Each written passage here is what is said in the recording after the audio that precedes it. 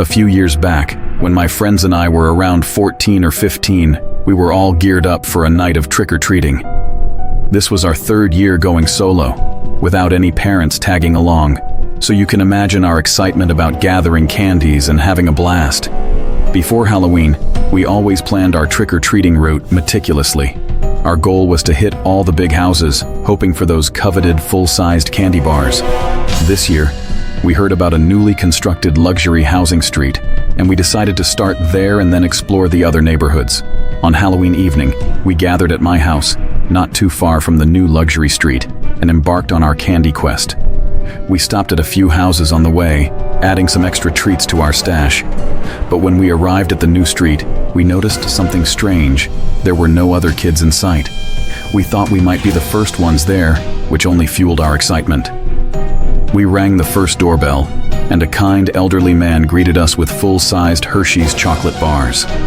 Our spirits soared. However, as we continued to ring doorbells down the street, no one answered. House after house, silence greeted us, and our enthusiasm began to fade. Each house on this street had a massive yard, which meant a considerable walk between them, taking about 2 to 3 minutes. After about 10 unresponsive houses, we started feeling like we were wasting our Halloween away, without any goodies. But then, we spotted the next house, the largest one on the street. It was our last hope for a successful candy haul. As we approached, we saw a table on the porch with a pumpkin bowl filled with lollipops. After a quick check to make sure no one was watching, we emptied the bowl, leaving just a few lollipops to avoid suspicion. As we turned to leave, 2 clown figures emerged, their oversized smiles and tilted heads giving us the creeps.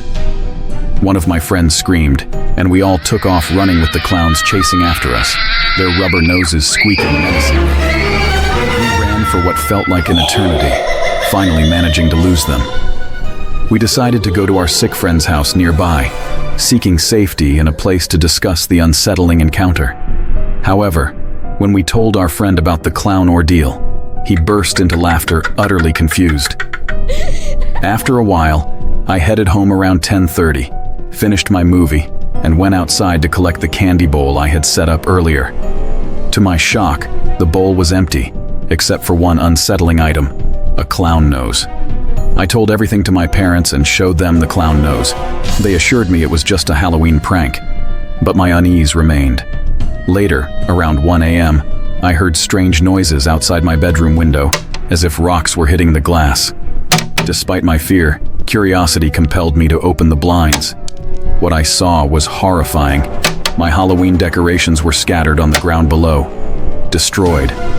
I stood there in shock until a lollipop came hurtling at the window, shattering my trance. Looking up, I spotted the 2 clowns perched on a neighbor's roof, staring down at me and laughing wickedly. I screamed and rushed to my parents' room, and they called the police. The clowns, however, managed to evade capture. The officers said they would investigate the houses we had visited, but found nothing.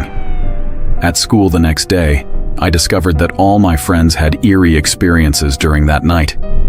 I'm not sure if the clowns followed us home or somehow tracked us down, but one thing is certain. Halloween is just around the corner, and I am absolutely terrified that they might return and catch us this time.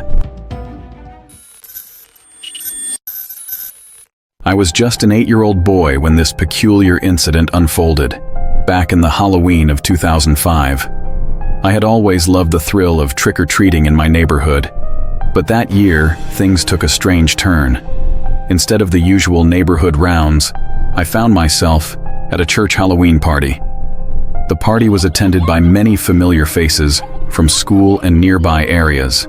That year, I decided to don a little devil costume, complete with paste-on horns and all.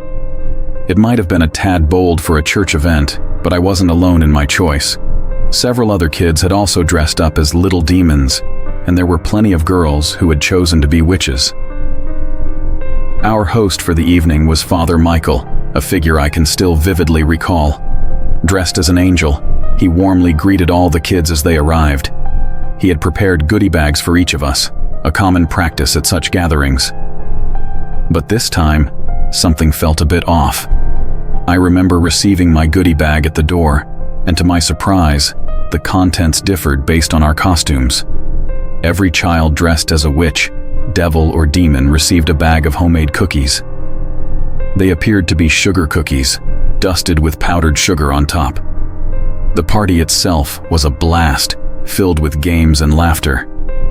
However, what really intrigued me were those cookies. I couldn't wait to get home and taste one. But Father Michael had advised us not to eat the cookies at the party, calling it our little secret. Back then, I thought nothing of it. But now, it all seemed peculiar. Once I reached home, I decided it was finally time to savor one of those cookies.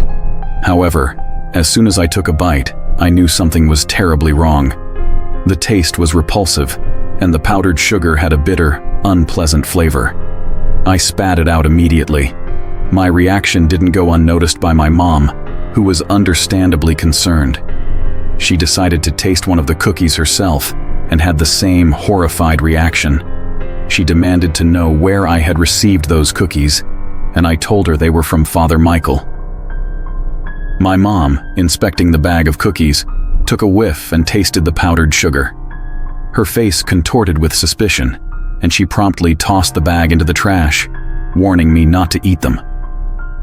"Don't eat those, honey," she cautioned. "Those are bad, very bad cookies." It was a Saturday, and we had no way of informing our fellow classmates or friends about the peculiar cookies. However, come Monday, we discovered the grim truth. 16 children, all of whom had received a bag of cookies at the party, had been hospitalized due to contamination. Shockingly, the powdered sugar on the cookies turned out to be ant chalk. Tragically, 2 of the children who had consumed an entire bag of cookies had succumbed to the poisoning and died. Thankfully, I had only taken a bite and never swallowed it, so I remained unscathed. Father Michael's true colors were revealed during this ordeal. He was subsequently sentenced to 15 years in prison for his role in the incident. In his defense, he claimed he was doing God's work by ridding the world of evil. But in reality, he was an evil man who showed no remorse for the suffering of the children, 2 of whom had tragically lost their lives. As they led him away to prison, he continued to shout, "I did God's work. I'm a tool of God. I did nothing wrong." From that point on, my trust in figures of authority was shattered, and I vowed to be cautious about accepting baked goods from anyone. This story serves as a reminder to be cautious about what we accept from others, even if they hold positions of trust and authority. It's a lesson that has stayed with me throughout my life, a cautionary tale of how appearances can be deceiving,